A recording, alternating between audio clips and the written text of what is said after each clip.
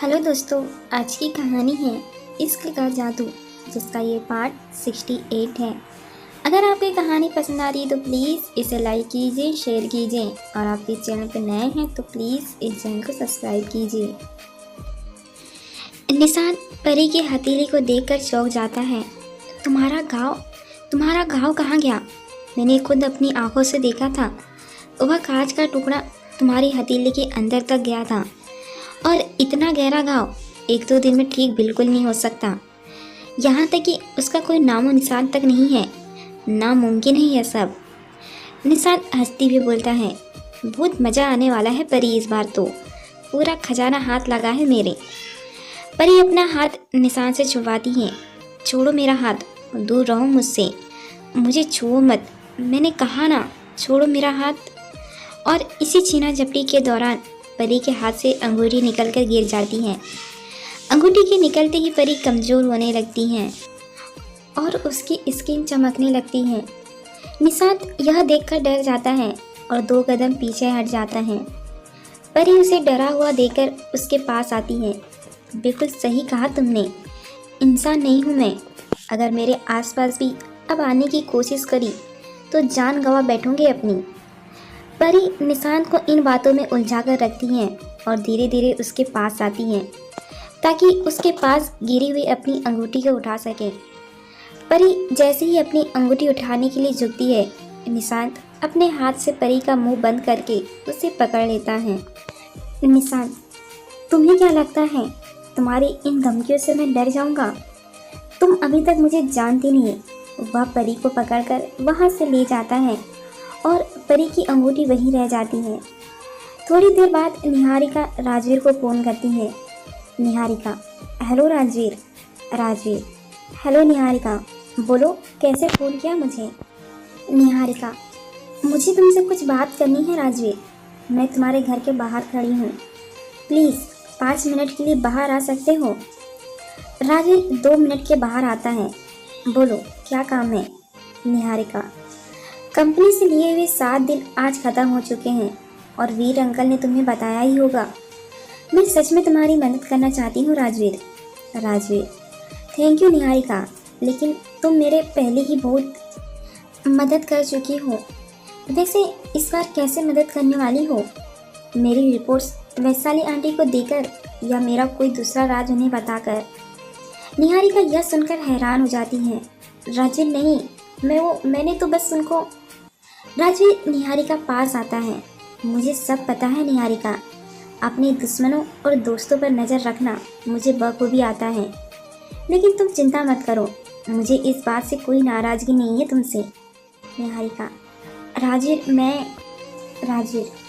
मैं तो तुम्हें थैंक यू बोलना चाहता था इसके लिए। जिस चीज़ को मैं इतने सालों से छुपाता आ रहा था, जिसको लेकर मैं हर टाइम डरता था कि अगर किसी को कुछ पता चल गया तो मैं कैसे सबका सामना करूँगा, उससे निकलने में तुमने मेरी बहुत मदद करी है। अगर तुम यह सब नहीं करती तो शायद मैं अभी भी उस डर में जीता रहता। लेकिन तुमने मेरे दिल में एक बोझ कम कर दिया। मुझे अब किसी से कुछ छिपाने की कोई ज़रूरत नहीं है। मुझे पता है इस चीज़ में ना तुम गलत हो ना ही वैशाली आंटी। तुम दोनों अपने दिल के हाथों मजबूर हो। तुम चाहती हो कि मैं फिर से तुम्हें अपना लूँ। वैशाली आंटी चाहती हैं कि मेरी जगह उनका बेटा रोहन या कंपनी संभाले। तुम दोनों अपनी अपनी जगह बिल्कुल गलत नहीं हो। अगर मेरी जगह रोहन इस कंपनी को संभालता है तो मुझसे ज़्यादा खुशी किसी को नहीं होगी। वह मेरा छोटा भाई है, उसके लिए यह कंपनी तो क्या, मैं अपनी ज़िंदगी कुर्बान कर सकता हूँ उस पर। बस चिंता इस बात की है कि मेरी वजह से वह अपने सपने खो देगा। और यह बात तो तुम खुद अच्छे से जानती हो कि रोहन कंपनी संभालने के नहीं, सिर्फ पेंटिंग्स करने के लिए बना है। यह बिजनेस करना नहीं बल्कि पेंटिंग बनाना उसका जुनून है। और जहाँ तक रही मेरी और तुम्हारी बात, तो तुम यह जानती हो मैं तुमसे नहीं परी से प्यार करता हूँ। मेरी हर एक सांस परी के लिए है। निहारिका, नहीं राजीव, तुम मेरे साथ ऐसा नहीं कर सकते।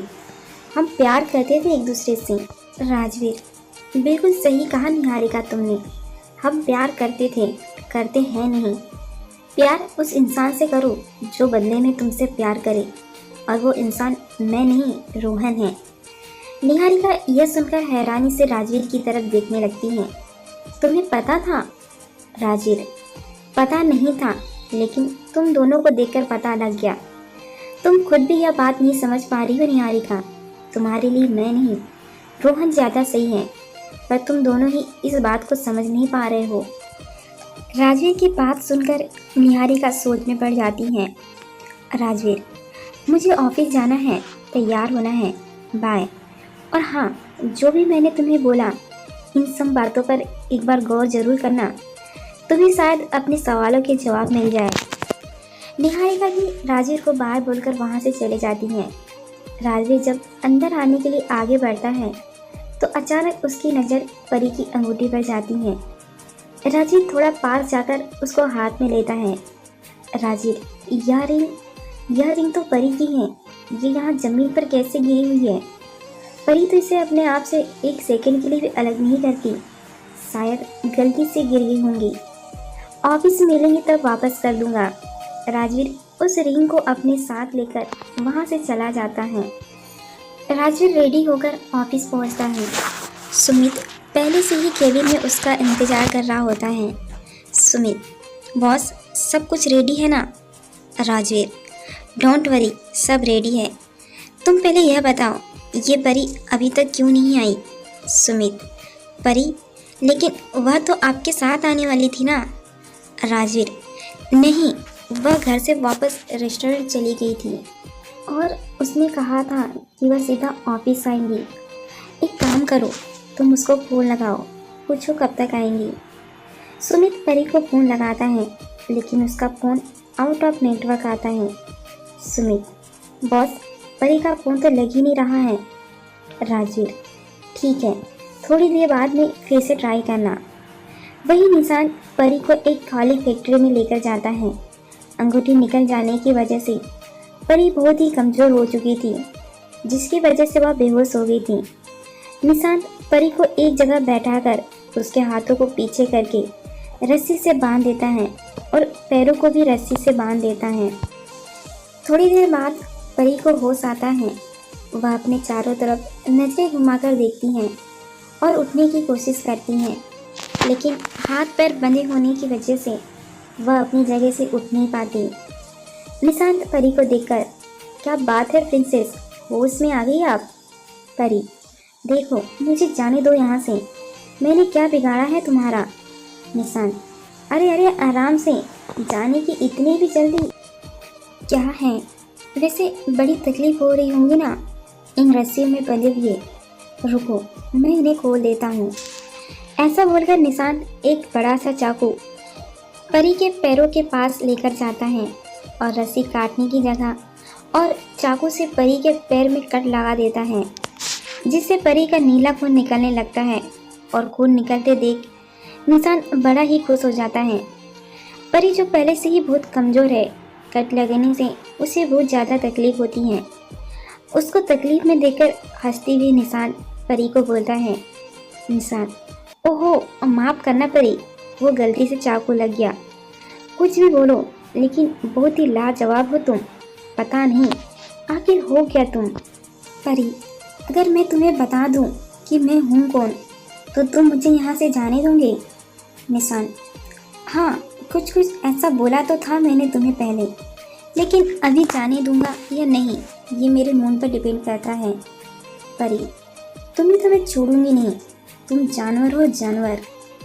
परी की बात सुनकर निशांत का गुस्सा आता है और वह चाकू से परी के गाल पर एक कट लगा देता है, जिससे परी को बहुत तकलीफ होती है।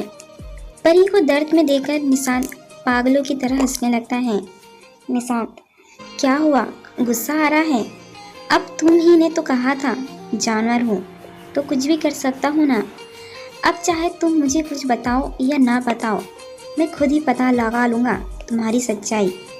मैं तुम पर जो चाहे वह टेस्ट कर सकता हूँ, और देखना, इसके बाद मैं दुनिया का सबसे बड़ा साइंटिस्ट बन जाऊँगा। परी उसकी बात सुनकर हल्के से हंसती हैं और उसे बोलती हैं, तो फिर तुम्हें जो भी करना होगा जल्दी करना पड़ेगा। निशांत, क्या मतलब? परी, तुमने शायद ध्यान नहीं दिया, लेकिन मेरा शरीर धीरे धीरे कमज़ोर होता जा रहा है। मेरा टेम्परेचर बिल्कुल कम हो चुका है और हो सकता है कि अब शायद थोड़ी देर में मैं मर जाऊं। उसके बाद मैं तुम्हारे किसी काम की नहीं, क्योंकि उसके बाद तुम मेरे शरीर को छू भी नहीं सकते और तुम्हारा कोई भी टेस्ट मुझ पर काम नहीं करेगा। निशांत, अच्छा मजाक है।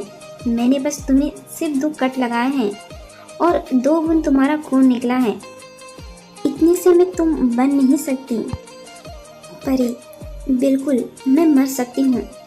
इतना तो तुम जान ही गए हो कि मैं पृथ्वी की रहने वाली नहीं हूँ।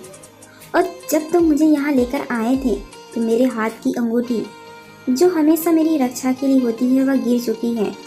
इसलिए मुझे जाने दो यहाँ से। तुम्हारा मुझसे कोई फ़ायदा नहीं होगा। निशान, अच्छा, इतना बेवकूफ़ समझा है मुझे जो मैं तुम्हारी बातों में आ जाऊँगा और तुम्हें यहाँ से जाने दूँगा। मैं तुम्हें यहाँ से भागने का एक मौका नहीं दूँगा। परी अपने मन में, मेरा जादू अगर अभी काम कर रहा होता तो मैं कब का यहाँ से निकल चुकी होती। मुझ में अब बिल्कुल ना के बराबर ताकत बची है। निशान, बिल्कुल चुपचाप ऐसे ही यहाँ बैठी रहो। मैं थोड़ी देर में आ रहा हूँ, हिलने की कोशिश भी मत करना। निशान के वहाँ से जाती ही परी अपने हाथों की रस्सी खोलने की कोशिश करती है, लेकिन वो रस्सी नहीं खुल पाती। फिर परी अपनी आंखें बंद करके हल्की से चुटकी बजाती हैं। उसके हाथों की रस्सी में हल्की सी आग लग जाती है और वह रस्सी जलने लगती है। इससे परी को बहुत तकलीफ होती है, लेकिन उसके हाथ की रस्सी खुल जाती है। परी फटाफट से अपने पैरों की रस्सी खोलने लगती है, लेकिन तभी उसे निशांत के आने की आवाज़ सुनाई देती है। तो परी वापस से अपने हाथ पीछे करके अपना सर दीवार पर टिकाकर आंखें बंद कर लेती हैं। निशांत अपने हाथ में बड़ा सा ब्लैंकेट लेकर परी के पास आता है और उसको 2-3 बार आवाज़ लगाता है, लेकिन परी कोई जवाब नहीं देती। निशांत परी का चेहरा छूकर देखता है। निशांत, इसका शरीर तो बहुत ठंडा पड़ गया है और यह बर्फ के जैसे सफ़ेद होती जा रही है। कहीं यह सच में मरने वाली तो नहीं है? नहीं, ऐसे तो मेरे सारे किए किराए पर पानी फिर जाएगा। यह सारी बातें सोचते हुए निशांत घबरा जाता है और फटाफट से परी को ब्लैंकेट उड़ाता है, लेकिन अपनी रिंग के बिना परी ज़्यादा कुछ नहीं कर सकती। वहीं राजवीर ऑफिस में बेसब्री से परी का इंतज़ार कर रहा होता है। सुमित, बॉस सब मीटिंग रूम में आ चुके हैं और सारे रिपोर्टर, सब मीडिया वाले भी प्रोडक्ट लॉन्च की कॉन्फ्रेंस के लिए आ चुके हैं। राजीव, हाँ, मैं बस वो परी का ही वेट कर रहा हूँ। पता नहीं यह लड़की कहाँ रही। मेरा दिल क्यों पता नहीं बार बार घबरा रहा है। सुमित, तुम एक काम करो, चलकर सबको संभालो। मैं परी का वेट कर रहा हूँ, उसके आते ही मैं भी आ जाऊँगा। सुमित, बॉस, मैंने तो दोबारा परी को फ़ोन भी लगाया था, लेकिन उसका फ़ोन नहीं लगा। मैंने शर्मिला जी और रोहन से भी पूछा, लेकिन उन्हें भी इस बारे में कुछ नहीं पता। और शर्मिला जी ने बताया कि परी वापस रेस्टोरेंट ही नहीं आई। पता नहीं वह कहाँ जा सकती है। राजीव, समझ ही नहीं आ रहा हो क्या रहा है।